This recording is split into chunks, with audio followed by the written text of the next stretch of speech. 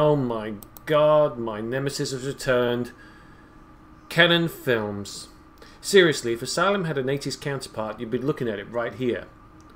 Well, time to see how they can fuck up a movie with nudity, vampires, zombies, gore, alien spaceships 150 miles long and shaped like dildos, and the destruction of London. As well as Tobey Cooper's career. Seriously, there was a genius who was seriously fucked up by the Hollywood engine. Ladies and gentlemen, the movie that made Matilda's tits famous. Lifeforce.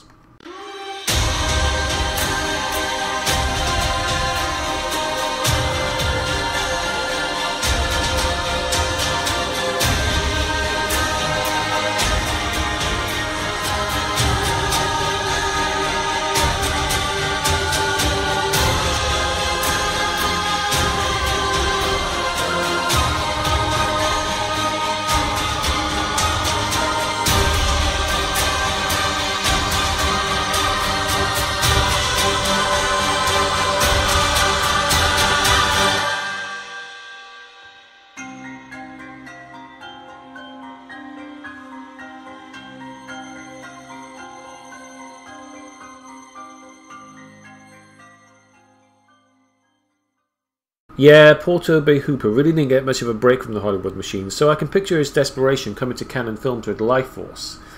Creatively, with his first film, The Chainsaw Massacre, Tobey Hooper certainly proved himself to be a potential force to be reckoned with a career that would eventually get him working with Steven Spielberg on Poltergeist, which would sadly see the fall of the man's graceful flight as a master of horror. Not because the film was a failure, no, it was actually a commercial success, but because of the controversy behind it. Believe it or not, Spielberg was a Chainsaw Massacre fan, and the producer-director relationship between Spielberg and Hooper was controversial. Spielberg had storyboarded the film, casted, and was on set almost every day, and oversaw post-production on his own. And rumours started swirling almost immediately that Hooper was nothing more than a ghost director that could help Spielberg duck the rules. It's a plausible theory. Spielberg picks a talented but green director that he can control. Spielberg himself seemed to claim that he was a driving force behind the partnership. As a result, since then the controversy behind who actually directed Poltergeist remains a topic of constant debate. That didn't do Hooper's career any good, and it would be another 3 years before Hooper would make another film. And a catastrophe from which he would never recover. Lifeforce, a $25 million production and one of the most expensive films of the 1980s, bombed with mixed reviews from audiences that couldn't understand what to make of it, and even today, as much as it has achieved cult status, it still remains as much of a controversy reaction-wise as it did back then. But you're not listening to me, are you? You're just waiting to see how many nude scenes of Matilda May I'm going to put into this video. Fine.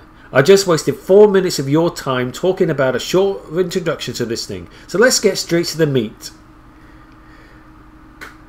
Let's take a deeper look. Let's just talk about this thing, shall we? So what can be said about a film about naked vampires invading London? Well, it's not a bad film. It's not the best, obviously, but it's really not worthy of the padding it has gotten, as I can see what Hooper was going for with his vision. Up until then, horror flicks have been a low-budget affair. And even since then, sadly. But one horror film had taken the world by storm, with its gut-wrenching scenes, quite literally,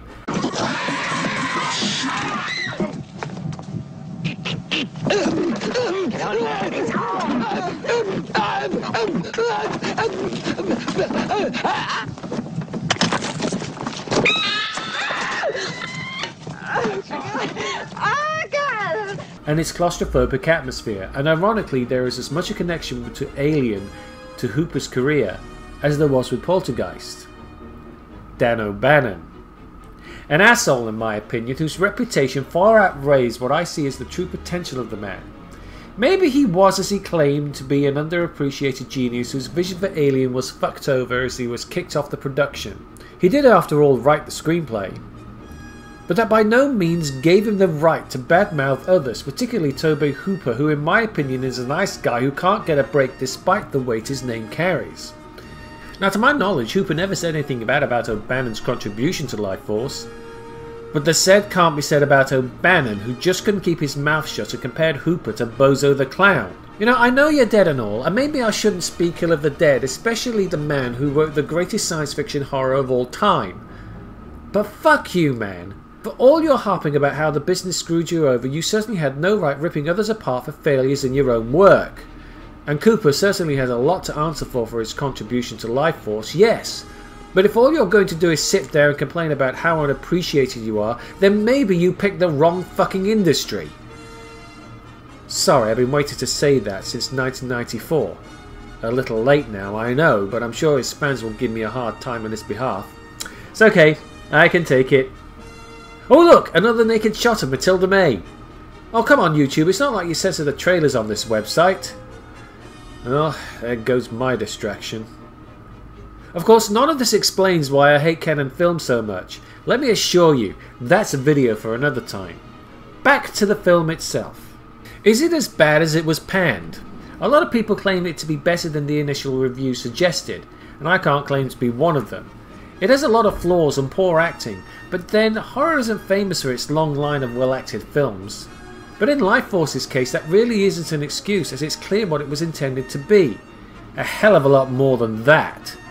It's supposed to be a thinking man's action movie, probably the first of many it probably inspired. But with the stilted delivery of dialogue, it comes across as less of a dramatic piece and more of a mass-produced English dubbed anime. Oh sure, there are a few notable exceptions from Patrick Stewart, who always pulls off his role no matter how bad the movie. And he pulls off the feminine extremely well with his possession. And admit it ladies, you've been waiting for that man-on-man Patrick Stewart kiss for years. Peter Firth plays a stoic Colonel Kane with a cold menace, and I can only compare him to the Sixth Doctor, and he's a fairly likeable character in that regard. And Steve Railsback plays his role of obsessed astronaut to a T. But I do have to ask this one question. Steve, are you contracted to scream in absolutely every role you play? But the real power of the film is Matilda May, who has very few speaking parts in the film at all. For all her nudity on film, and it's pretty much in every scene she has, her presence is such a domineering vampiric feminine force that she steals the film. Every scene she has is powerful and hypnotic, and if you haven't seen this film before, it's easy to want to perv, but you just can't. Your obsession with her is nothing to be underestimated. Believe me, you'll have an obsession that trans more than just simple sexuality. The effects are passable to epic. The epic being close to the end when London succumbs to the vampiric plague and you see the life force of thousands of souls being sucked to St. Paul's Cathedral. It's extremely apocalyptic. Sadly, it's a testament to what the film was supposed to be and what it ended up becoming, as so much of it was either left on the cutting room floor, not filmed, or simply as a result of the film being delayed for going over budget. Sadly, a lot of Cooper's key elements don't work here. Wide-angle lens, hypnotic camera movement, and way too many close-ups that not even a vampire bat can save only serve to distract the eye.